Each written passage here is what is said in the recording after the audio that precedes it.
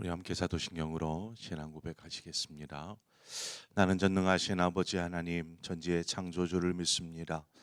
나는 그의 유일하신 아들 우리 주 예수 그리스도를 믿습니다. 그는 성령으로 잉태되어 동정녀 마리아에게서 나시고 본디오 빌라도에게 고난을 받아 십자가에 못 박혀 죽으시고 장사된 지 사흘 만에 죽은 자 가운데서 다시 살아나셨으며 하늘에 오르시어 전능하신 아버지 하나님 우편에 앉아 계시다가 거기로부터 살아있는 자와 죽은 자를 심판하러 오십니다. 나는 성령을 믿으며 거룩한 공교회와 성도의 교제와 죄를 용서받는 것과 몸의 부활과 영생을 믿습니다. 아멘. 우리 함께 찬송가 400장 험한 시험 물속에서 나를 건져주시고, 우리 함께 찬송하도록 하겠습니다. 찬송가 400장입니다.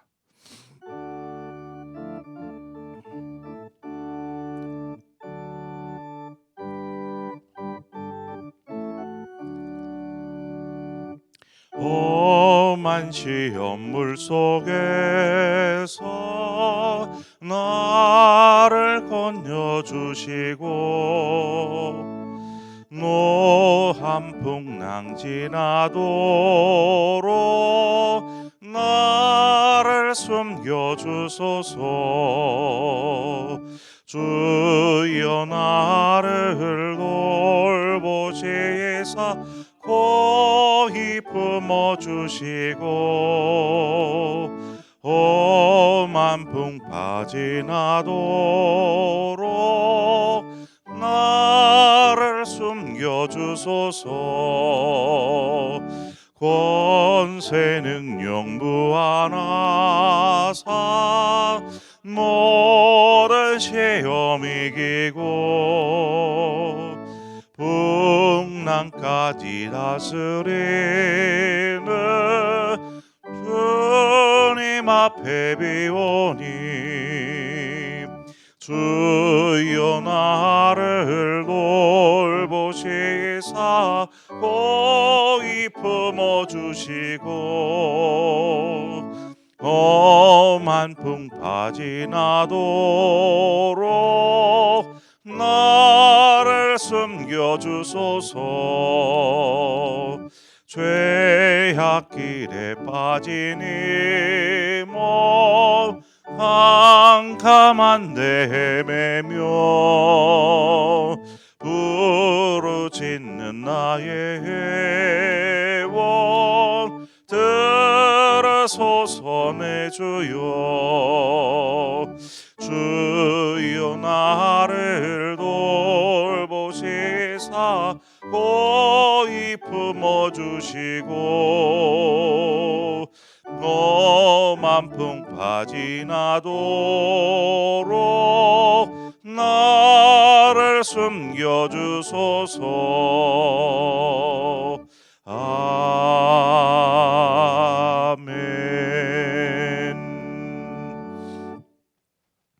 하나님의 말씀 77편 16절에서 20절의 말씀입니다. 시편 77편 16절에서 마지막 20절의 말씀, 우리 함께 한 절씩 교독하도록 하겠습니다. 하나님이여, 물들이 주를 보았나이다. 물들이 주를 보고 두려워하며 깊음도 진동하였고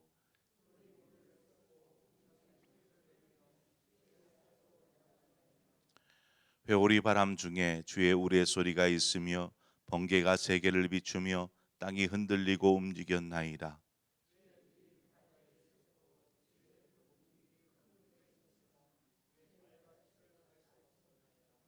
함께 읽습니다.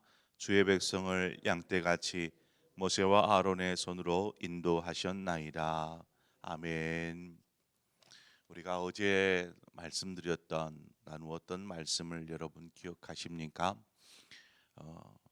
아무리 낙심되고 감당하기 어려운 일을 만났을지라도 우리는 하나님 앞에 서야 한다, 하나님 앞으로 나아가야 한다라는 말씀을 드렸습니다. 왜냐하면 거기에 생명이 있고 거기에 살 길이 있기 때문입니다.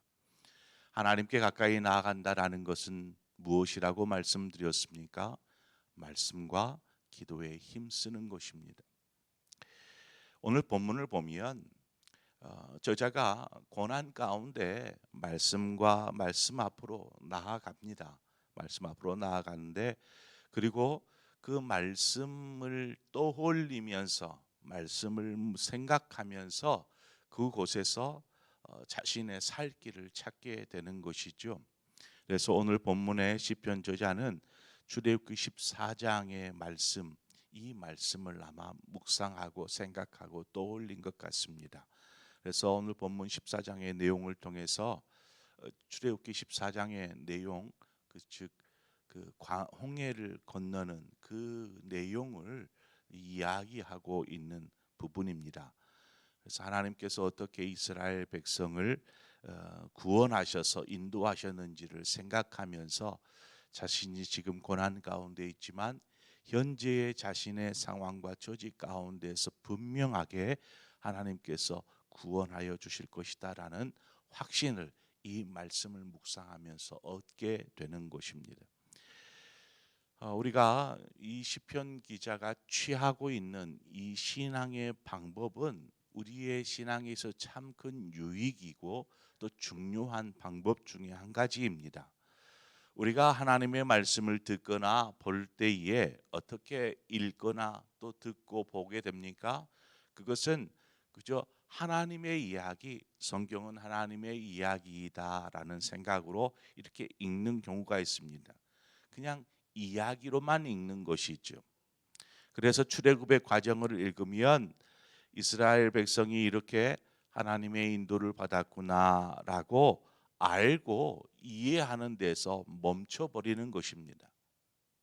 그러면 그것은 우리에게 성경을 우리가 지적으로 알아가는데 좋은 도움이 될지 모르지만 정작 그 말씀이 우리의 삶을 변화시키거나 우리의 삶에 힘이 되어 주지를 못하는 것이죠.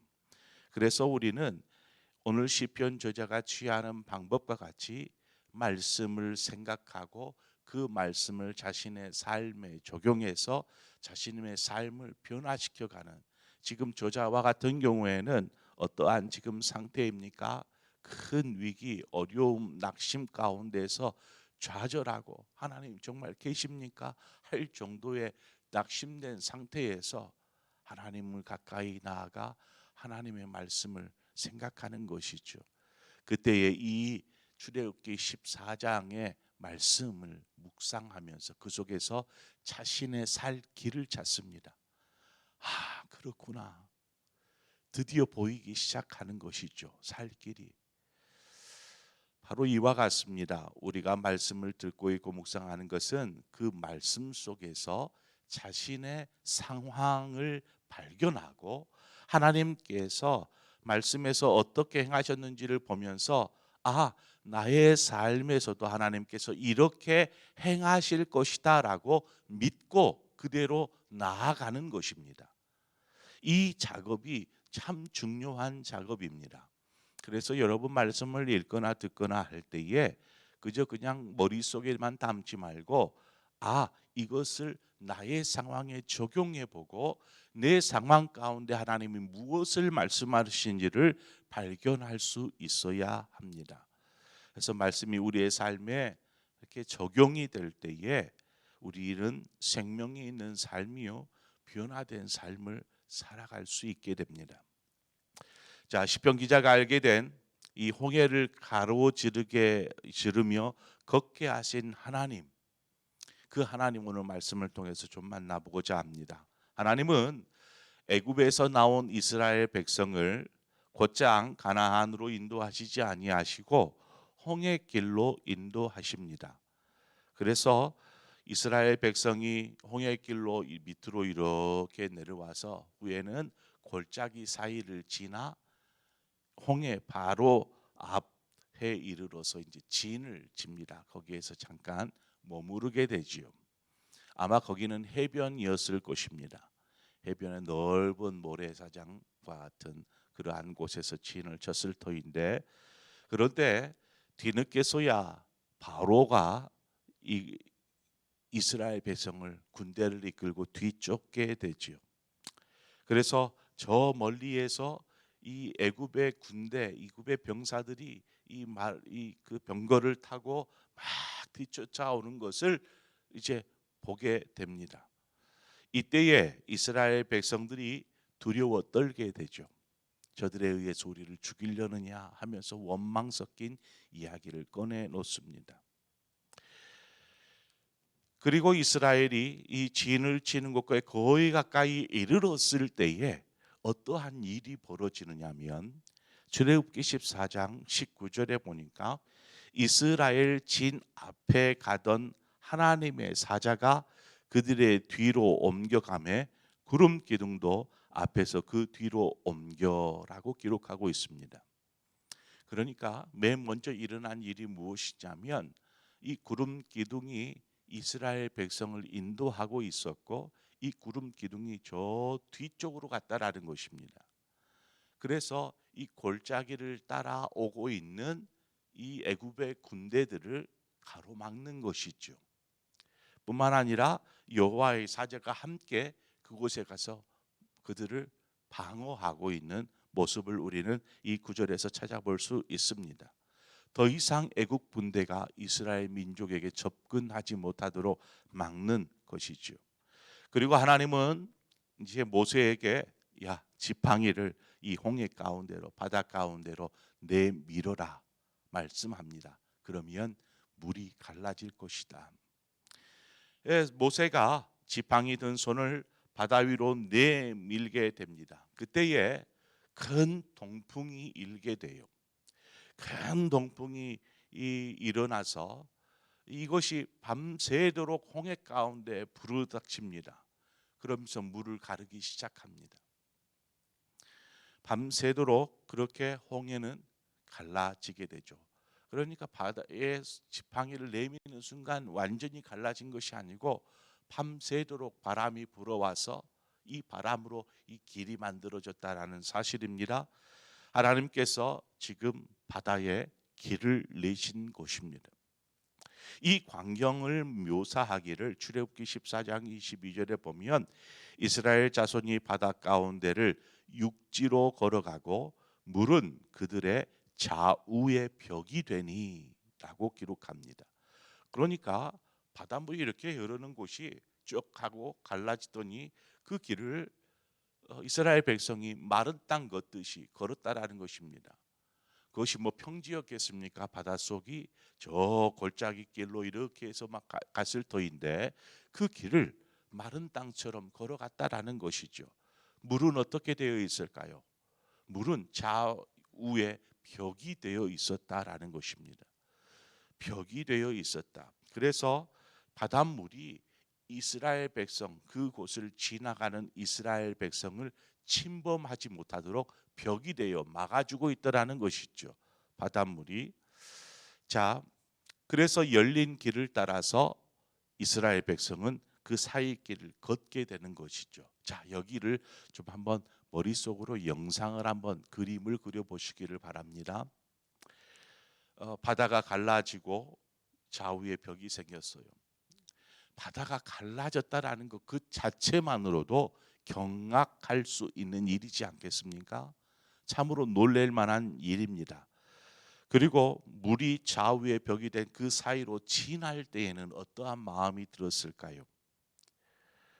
혹 지금 벽이 되어 있는 이 바닷물이 덮쳐오지는 않을까 하는 두려움은 없었을까요? 분명히 두려움이 있었을 것이라고 봅니다.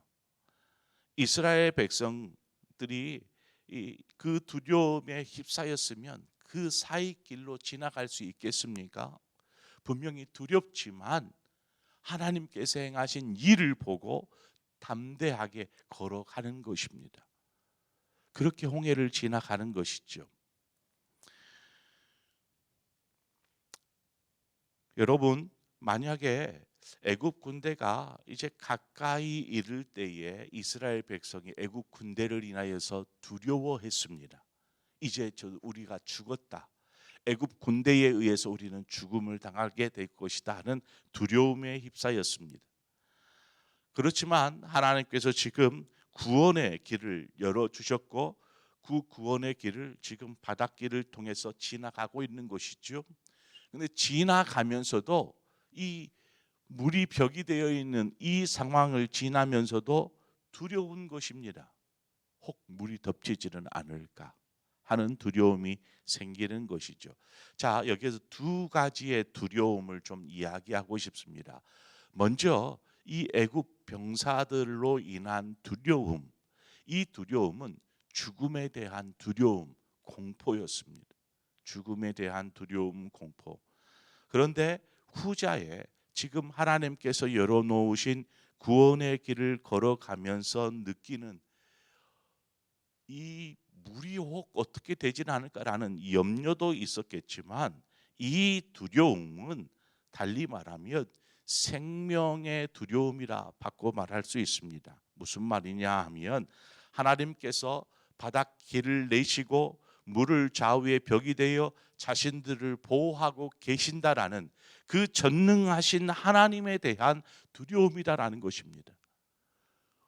어떻게 이럴 수가 있지?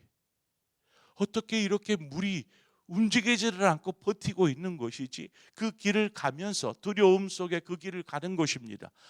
하나님이 이렇게 행하시는구나 하는 그 두려움, 하나님을 향한 두려움이 있는 것입니다. 이스라엘 백성은 그 길을 걸으면서 하나님을 경외함을 배웁니다. 하나님에 대한 두려움. 시편 저자가 역시 이 두려움에 공감합니다. 이스라엘 백성이 겪었을 그 두려움에. 그래서 16절에 보니까 하나님의 물들이 주를 보았나이다. 물들이 주를 보고 두려워하며 기쁨도 진동하였고. 자신이 처한 상황이 지금 애국 군대로 인해서 죽을 것 같은 그 두려움과 같은 상황이었다라고 적용한 것이죠. 자신의 처지가 지금 상황이 이렇습니다. 그런데 말씀을 통해서 하나님께서 행하시는 일들을 보니까 하나님을 향한 어떠한 마음이 생깁니까? 두 번째, 그 경외하는 마음, 하나님을 향한 두려운 마음이 생기더라는 것입니다. 아, 하나님께서 나에게 두려울 만큼, 경악할 만큼 그러한 일들, 홍해를 가르시고 물을 벽이 되게 하시고 그 사이길로 우리를 인도하신다라는 그 사실들을 다시 한번 묵상하면서 하나님이 내 삶을 이렇게 인도하실 것이구나, 나를 이렇게 구원하시려고 하시는구나라는 것을 말씀을 통해서 시편의 저자가 깨달은 것입니다. 후에 애굽의 병사들도 홍해안을 지납니다. 애굽의 병사들도 아마 그 지금 되어져 있는 광경을 보고 아마 경악했을 것입니다. 동일하게 저들 역시도 그 사이길을 가면서 두려워했을 것입니다. 하지만 이들이 느끼는 두려움은 어떤 두려움이겠습니까? 하나님을 경외하는 두려움이 아니라 그저 혹 어떻게 되지는 않을까 하는 죽음에 대한 공포, 죽음에 대한 두려움에 그 길을 걷다가 결국 어떻게 됩니까? 홍해에서 수장되어지는 것이죠. 이 광경을 저자는 17절의 말씀에 구름이 물을 쏟고 궁창이 소리를 내어 주의 화살도 날아갔나이다 라고 이 애굽 군대를 빗대어서 이렇게 기록하고 있습니다. 저자는 하나님은 이스라엘을 지키시고 인도하시는 분인 것을 자신의 삶을 통하여서 그것을 적용하였고, 또 하나님께서 자신의 지금의 그 고난과 어려움 속에서 자신을 구원하셔서 친히 인도하실 것을 깨닫고 확신을 얻게 됩니다. 그러면서 낙심되어 있던 자신의 영혼에 힘을 얻게 되고 일어나게 되는 것이죠. 하나님의 말씀은 우리를 위한 것이고 우리를 향한 말씀입니다. 이것은 이스라엘 백성의 이야기, 하나님의 이야기만으로 취급해서는 안 됩니다. 우리는 이 말씀을 나의 말씀으로 적용하고 받아서 우리가 이 땅을 살아가는 동안 이 말씀대로 인도하시는 그 하나님을 경험하며 살아야 할 줄 믿습니다. 저와 여러분의 삶이 바로 이 하나님의 그 저자애처럼 하나님의 말씀을 통해서 힘을 얻고 기쁨을 찾고 또 구원의 길을 되찾아서 그 길을 힘있게 걸어갈 수 있는 저 여러분의 삶이 되어지기를 주님의 이름으로 축원을 드립니다. 함께 기도하겠습니다. 좋으신 하나님 아버지, 우리는 삶의 많은 두려움에 처합니다. 때로는 고난과 환난과 어려움 가운데 어찌할 바를 알지 못해 두려워합니다. 하지만 우리가 정작 두려워해야 될 것은 이러한 두려움이 아니라 하나님을 향한 두려움, 하나님께서 행하신 놀라우신 일들이 우리에게는 참으로 경악스럽고 상상 그 이상의 뛰어난 일들을 행하시는 그 하나님의 전능하심을 인하여 우리가 하나님을 경외하는, 두려워하는 마음으로 살게 하여 주시옵소서. 하나님 시편의 저자처럼 우리가 말씀을 그저 귀로만 듣고 이해만 하는 것이 아니라 그 말씀이 우리의 삶 속에서 살아 움직이는 말씀이 되기를 원합니다. 그러기 위해서 말씀을 우리의 삶에 적용하고 이 말씀으로 우리가 살아가는 삶을 살도록 인도하여 주시옵소서. 그 말씀이 진리요 길이 되어서 우리를 옳은 길 선한 길로 인도하여 주셔서 언제나 말씀을 통해 하나님의 인도하심을 받는 우리의 삶이 되게 하여 주시옵소서. 예수 그리스도의 이름으로 기도합니다. 아멘. 오늘 이 시간에 기도할 때에 우리 환우들을 위해서 우리 함께 기도하도록 하겠습니다. 우리 성도들 가운데 여러 가지 몸의 질병으로 인해서 고통당하는 우리 성도들도 있고 또 갑작스러운 사고로 이렇게 고통당하는 사람도 있습니다. 여러분들 우리 환우들을 위해서 여러분 함께 기억해 주시고 기억나는 대로 얼굴을 떠올려가며 이름을 불러가면서 좀 기도해 주시기를 바라고, 또 여러분 스스로 육신의 질병이나 마음의 상처가 있거든, 마음에 큰 질병이 있거든, 이 시간 믿음으로 하나님 앞에 기도하십시다. 그러면 하나님께서 이 모든 것을 고쳐 주실 줄 믿습니다.